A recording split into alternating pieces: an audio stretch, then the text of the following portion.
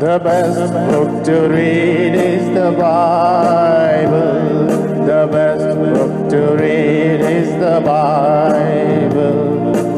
If you read it every day, it will help you all the way.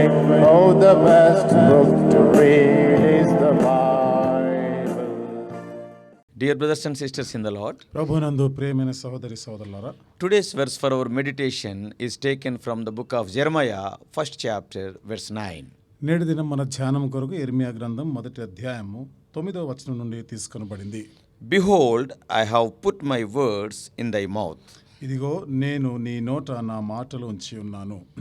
If we read the complete verse for our meditation today, నేటి దిన ధ్యానం కొరకు ఈ వచనం అంతై మనం చదివితే it says, Then the Lord put forth his hand and touched his mouth. ఇక్కడ రాయబడిన మాట, అప్పుడు యెహోవా చెయ్యి చాపి నా నోరు ముట్టి ఇలాగ సెలవిచ్చెను. We know from the preceding verses, that are the earlier verses, that Jeremiah was called to ministry when he was very young. ఇంతకు పూర్వం ఉన్న వచనాల నుండి మనం గ్రహించే సంగతి, ఇర్మియా బాలుడై ఉన్నప్పుడే, అంటే చిన్న వయసులో ఉండగానే దేవుడు తన సేవ కొరకు పిలుస్తున్నట్లు గమనిస్తాం. However, he was very hesitant to shoulder the responsibility. ఏదేమైనా కానీ దేవుడు ఇచ్చిన ఆ బాధ్యతల్ని భరించడానికి ఆయన మరి చాలా చిన్నవాడుగానే కనబడుతున్నాడు. And he is hesitating. ఆయన కొంచెం సంకోచిస్తా ఉన్నాడు, తటపటాయిస్తా ఉన్నాడు. Being a person belonging to the tribe of Levi, లేవి గోత్రానికి చెందినవాడై ఉండి he might have preferred to be a priest than to be a prophet. ప్రవక్తగా ఉండేదానికన్నా బహుశా యాజకుడిగా ఉండడానికే ఆయన ఇష్టపడి ఉంటాడు. It was very difficult to bring God's message to the rebellious God's children. కాబట్టి తిరుగుబాటు చేస్తున్న ప్రజలు, దేవుని ప్రజలకి దేవుని సందేశము, వర్తమానం అందచేయడం అనేది చాలా కఠినమైనది. But the act of God touching his mouth with his hand is a very great act of favor and sweet settlement to this hesitating young man. అయితే ఈ దేవుని సేవ చేయడానికి సంకోచిస్తూ తటపటాయిస్తున్నటువంటి ఈ వ్యక్తి యొక్క నోటిని దేవుడు తన చేతితో తాకి గొప్ప మేలు చేస్తున్నాడు. In the scriptures we can see similar thing happening in the lives of Moses and Isaiah. లేఖనాల్లో మనము ఇలాంటి విషయాలే మనము యెషయా జీవితంలో, మోషే జీవితంలోనూ జరిగినట్టు చూస్తాం. We read about this in Exodus 4:12. ఈ విషయాల్ని నిర్గమకాండం 4వ అధ్యాయం 12వ వచనంలో మనం చదువుతాం. And also Isaiah 6:7. యెషయా గ్రంథం 6వ అధ్యాయం 7వ వచనంలో కూడా ఉంది. So by these symbolic acts, Lord inducted them into his office as prophets.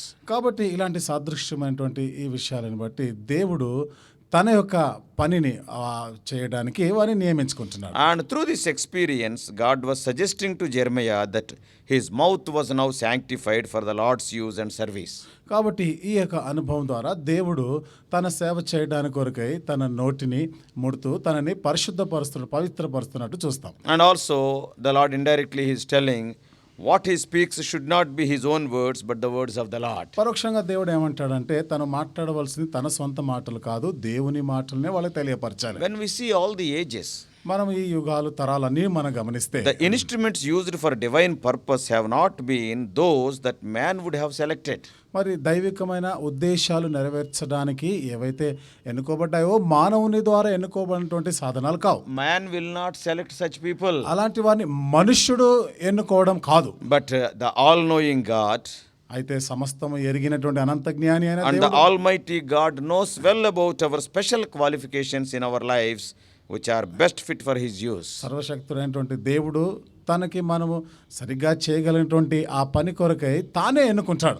And he knew the special qualifications what are in us. కాబట్టి మనలో ఉన్నటువంటి ఆ ప్రత్యేకమైన అర్హతలు ఏమున్నాయో ఆయన ఎరిగి ఉన్నాడు. God exhorted prophet Samuel when Samuel went to anoint the future king of Israel. మరి సమూయేలు భవిష్యత్తులో ఇశ్రాయేలు కొరకై రాజుని అభిషేకించడానికి సమూయేలు వెళ్తున్నప్పుడు దేవుడు సమూయేలుతో చెప్పాడు. In 1 Samuel 16th chapter, మొదటి సమూయేలు గ్రంథం 16వ అధ్యాయంలో in verse 7 it is written, 7వ వచనంలో రాయబడిన మాట, Look not on his countenance or on the height of his stature, because I have refused him. For the Lord seeth not as man seeth, for man looketh on the upward appearance, but the Lord looketh on the heart. అయితే యెహోవా సమూయేలుతో ఇలాగ సెలవిచ్చెను, అతని రూపమును అతని ఎత్తును లక్ష్య పెట్టకుము. మనుష్యులు లక్ష్యపెట్టు వాటిని యెహోవా లక్ష్యపెట్టడు. నేను అతని త్రోసివేసి ఉన్నాను. మనుషులు పైరూపమును లక్ష్యపెట్టుదురు గాని యెహోవా హృదయమును లక్ష్యపెట్టును.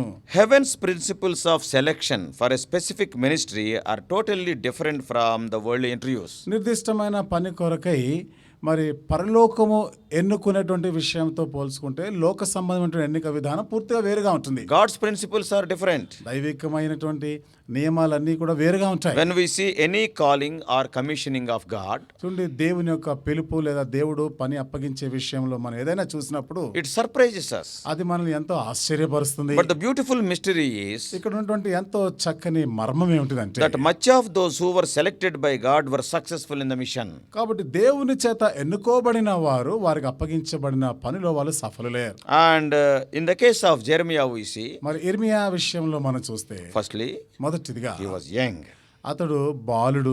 How young he was, we do not know. అని ఎంత చిన్న వయసు కలిగిన వాడు మనకు తెలియదు. But we can understand from his reluctance that he was young enough to initiate the divine proposal. అయితే దైవికమైన ప్రతిపాదనల్ని ఆయన ఆ ఎడల అయిష్టతను చూపేటువంటి విషయంలో మనం గమనిస్తే అతడు చిన్నవాడుగానే కనబడుతున్నాడు. So dear young brothers and sisters, కాబట్టి ప్రియమైన యవన సహోదరి we సహోదరులారా, should never forget that God often selected the young.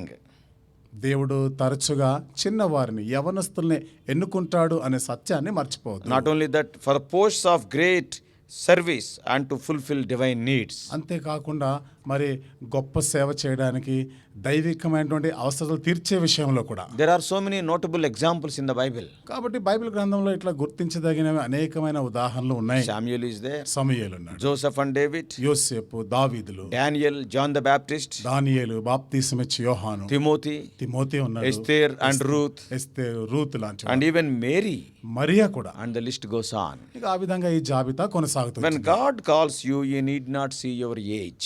దేవుడు నిన్ను పిలిచినప్పుడు నీ వయసు గురించి నువ్వు పట్టించుకునే అవసరం లేదు. God can call a young boy like Samuel or an old man of 80 years like Moses. దేవుడు సమూయేలు లాంటి బాలుడినైనా పిలవచ్చు, వృద్ధుడైనటువంటి పెద్ద వయసులో ఉన్న 80 సంవత్సరాల వయసున్న మోషేని పిలవచ్చు. And secondly, రెండవది, Jeremiah was naturally timid and sensitive. ఇర్మియా స్వాభావికంగానే ఆయన మరి పిరికివాడు, ఎంతో సున్నితత్వం మనసు గలవాడు. And he knew well about the Israelites and the dangers and difficulties of his time. ఇశ్రాయేలీల గురించి, తన కాలం ఉన్నటువంటి అపాయముల గురించి, కష్టాల గురించి ఎరిగి ఉన్నాడు ఆయన. Probably Jeremiah might have thought బహుశా ఇర్మియా అనుకొని ఉంటాడు that it was enough for him to run with the footman కాబట్టి పాదచారులతో కలిసి పరిగెత్తడమే మేలు, without any desire to contend with horses. అలాగా రథాలతో గుర్రాలతో పోటీ పడే కన్నా పాదచారులతో వెళ్ళడమే మంచిది. But such people can play a heroic part on the world's stage. అదే ఇలాంటి వారు ఈ ప్రపంచ వేదిక పైన గొప్ప శూరకార్యం, నాయకత్వపు విషయాలను వ్యక్తపరచగలరు. They have to let God to guide them. కాబట్టి దేవుడే వారిని నడిపించడానికి వారు అనుమతి ఇవ్వాలి. God will strengthen their weak points. దేవుడు వారి బలహీనమైన విషయాలని బలపరుస్తాడు. So his strength is only made perfect in our weaknesses. కాబట్టి మన బలహీనతల్లోనే దేవుడు తన శక్తిని పరిపూర్ణం చేస్తాడు. It is to those who have no might God increases the strength. కాబట్టి ఎవరికైతే శక్తి లేదో అలాంటి వారిని దేవుడు బలపరుస్తాడు. And thirdly, మూడవది, the message to carry was not a pleasant one. తాను అందించవలసినటువంటి ఆ సమాచారం, సందేశం, ఆ వర్తమానం ఆహ్లాదకరమైనది కాదు. But it is a message of judgment. అయితే అది తీర్పుని గురించినటువంటి సందేశం. It was not a message of mercy or boundless compassion. కాబట్టి ఇది కనికరం గురించి లేకపోతే జాలిని గురించి కాదు. అది God is not giving the message about abundant blessings or tenderness of his pity. దేవుడు సమృద్ధి అయిన ఆశీర్వాదాల గురించి కానీ తన యొక్క మరి జాలిపడే మృదు స్వభావం గురించి కాదు. But it was to announce the woeful day. అయితే వారికి శ్రమను గురించి ప్రకటించేటువంటి సందేశం. Such message would invite persecution and the audience anger. కాబట్టి ఇలాంటి సందేశాలు ప్రేక్షకుల నుండి మరి హింసాత్మకమైనటువంటి లేదా కోపాన్ని ఆహ్వానించేవిగా ఉంటాయి. So when we see the life of Jeremiah, కాబట్టి ఇర్మియా జీవితాన్ని మనం గమనిస్తే see the disadvantages. చూడండి, ఇక్కడ ఉన్నటువంటి మరి దుష్ప్రయోజనాలు చూడండి, and discouraging situations. మరి నిరాశపరిచేటువంటి పరిస్థితులు. Number 1, he was young. మొదటిది, ఇతడు చిన్నవాడు. Number 2, he was timid and sensitive. రెండవది, ఇతడు పిరికివాడు, ఎంతో సున్నితమైన మనసు గలవాడు. And number 3, the message is not a pleasant message. మూడవది, ఆ వర్తమానం, ఆ సందేశం అంత ఆహ్లాదకరమైన And కాదు. fourthly, we know Israelites are not ordinary people. ఇక నాలుగోది మనం ఎరుగుతాం కదా, ఇశ్రాయేలీలు సామాన్యమైన ప్రజలు car. They troubled great men like Moses and Aaron. గొప్ప గొప్ప వ్యక్తులైన మోషే, అహరోనుల వారిని ఎంతో ఇబ్బంది Even పెట్టిన they troubled Samuel. సమూయేలుని కూడా ఎంతో ఇబ్బంది They పెట్టారు. were famous for their rebellion, stiff-neckedness, and recurring idolatry, etc. కాబట్టి వారు తిరుగుబాటుకి, మెడవంచనితనానికి, సారికి విగ్రహారాధికులు అయిపోయేదానికి ప్రసిద్ధి వాళ్ళు. And to proclaim the message of God's anger to such folks is nothing but carrying one's own death punishment. అలాంటి వారికి దేవుని యొక్క ఉగ్రత గురించిన సందేశాన్ని అందించడం అంటే మరణ శిక్ష లేదా తీర్పుని ఆహ్వానించడమే అవుతుంది.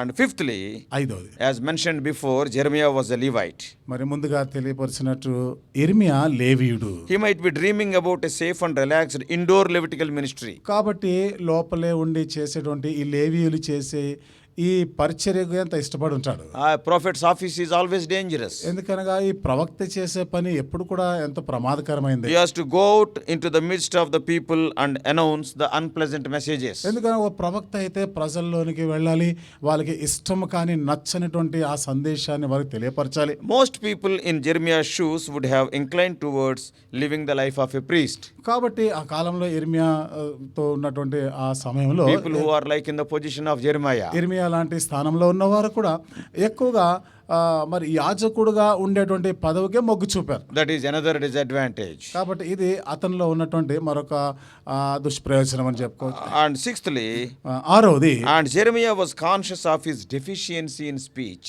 ఇర్మియా తన మాట తీరు మాటకు వస్తే లోపం కలిగిన వాడని ఆ సంగతి తెలుసు ఆయనకి. Like Moses, he might have told, మోషే వలనే ఇతను చెప్పుంటాడు, "O Lord, ఓ దేవా, I am not eloquent. కాబట్టి నేను అంత మాటకారిని కాను, I am slow of speech. నేను చాలా నిదానంగా And మాట్లాడేవాడిని, also I am slow of tongue." అంతేకాకుండా నా నోట మాంద్యము, మాట మాంద్యము గలవాడిని. As F.B. Meyer said, FB mayor గారు చెప్పినట్లుగా the best speakers for God are frequently they who are the least gifted with human eloquence. దేవుని కొరకై గొప్పగా మరి ఆ యొక్క తలాంతులు కలిగి వాడబడిన వారిలో మనం చూస్తే వారు ఎక్కువ మాటకారులు కారు, మాట మాంద్యం గలవారే. And God cannot give his glory to another. కాబట్టి దేవుడు తన యొక్క మహిమని ఇతరులకు ఇచ్చేవాడు కాదు. He may not share his praise with man. కాబట్టి తన యొక్క మెప్పుని, తన ఘనతని మనుష్యులతో ఆయన పంచుకోడు. God dare not expose his servants to the temptation of sacrificing their own net or trusting their own ability. దేవుడు తన దాసులైనటువంటి వారిని తమ యొక్క సొంత సమర్థత అసమర్థతలపైన నమ్మిక ఉంచేటువంటి ఆ ఊరిలో చిక్కుకొనకుండా ఆ విధంగా చిక్కుకోనకుండా శోధింపబడినవాడు. And therefore, dear brothers and sisters, కాబట్టి ప్రియమైన సహోదరి సోదరులారా, don't be in despair when you don't have supernatural abilities. అతీతమైనటువంటి అతీంద్రియమైనటువంటి సామర్థ్యం నీలో లేనప్పుడు నిరాశపడే అవసరం లేదు. Seventhly, ఏడవది, to be useful vessel unto the Lord, దేవుని కొరకే ఉపయోగకరమైన పాత్రగా ఉండాలి అంటే be available when he calls. ఆయన నిన్ను పిలిచినప్పుడు అందుబాటులో ఉండు. When he appoints you for a specific task, నిర్దిష్టమైన పని కొరకు ఆయన నిన్ను నియమించినప్పుడు don't take a back step. కాబట్టి వెనకంజ వేయద్దు, వెనకాడవద్దు. God wants your availability, not your ability. దేవుడు నీ శక్తి సామర్థ్యాల్ని చూడడం లేదు, కానీ నీవు అందుబాటులో ఉన్నావో లేదు అది కోరుతున్నాడు. The able God will enable you knowing your feeble nature. సమర్థుడైనటువంటి దేవుడు నీ అసమర్థతను ఎరిగి ఉండి నిన్ను సమర్థుడిగా చేస్తాడు. So the only thing that God demands of you is దేవుడు నీ నుండి కోరేది ఒకటే, absolute consecration to his purpose. కాబట్టి తన ఉద్దేశాల కొరకైన ఒక ఖచ్చితమైనటువంటి నీ యొక్క ప్రతిష్టతను కోరుతున్నాడు. And your willingness to go on any errand on which he may send you. కాబట్టి ఆయన నిన్ను ఏ పని కొరకు ఆయన పంపిస్తున్నా కానీ ఇష్టపూర్వకంగాను వెళ్ళడానికి సంసిద్ధతను చూపాలి. As God called and chose and commissioned Jeremiah, దేవుడు ఇర్మియాని పిలిచి ఏర్పరచుకొని పని అప్పగించినట్లు he may be calling you also today. బహుశా ఈ రోజు దేవుడు నిన్ను కూడా పిలుస్తుండొచ్చు. Don't hesitate. కాబట్టి నువ్వు వెనకాడొద్దు. Ascertain his call. ఆయన పిలుపుని నిశ్చయపరచుకో. Be under his touch. ఆయన యొక్క తాకిడిలో ఉండు. And deliver his message which he has given. ఆయన నీకు మరి ఇచ్చినటువంటి ఆ వర్తమానాన్ని, ఆ సందేశాన్ని అందించు. Don't see unto yourself and your shortcomings. కాబట్టి నీకు నీవుగా చూసుకో, నీలో ఉన్నటువంటి ఆ లోపాల గురించి నువ్వు పట్టించుకో. God knows who you are. నీవు ఎవరివో ఏ పార్టీ వాడివో దేవుడికి తెలుసు. Before you were born in this world. నీవు ఈ లోకంలో పుట్టక మునిపే. As Jeremiah says, God chose me before I was formed in my mother's womb. ఇర్మియా చెప్పినట్లుగా తల్లి గర్భంలో రూపింపబడక మునిపే నీవు నన్ను ప్రతిష్ఠించితివి. And God has chosen you దేవుడు also. నిన్ను కూడా ఏర్పరచుకున్నాడు. So if God is giving a specific call to you, don't hesitate. కాబట్టి దేవుడు నీకు నిర్దిష్టమైన పిలుపునిస్తా ఉంటే దయచేసి వెనకాడొద్దు. May God help you. దేవుడు నీకు సహాయం చేయనుగాక. Dear brothers and sisters, ప్రియమైన సహోదరి సహోదరులారా, at the end of every message, we have uploaded some slides. ప్రతి వర్తమానం యొక్క చివరిలో కొన్ని స్లైడ్స్ని పెడుతున్నాము. And they are so informative. ఇవి ఎంతో సమాచారాన్ని ఇచ్చేవిగా ఉంటాయి. Please don't forget to go through them. వాటన్నిటిని కూడా చూడడం మర్చిపోకండి.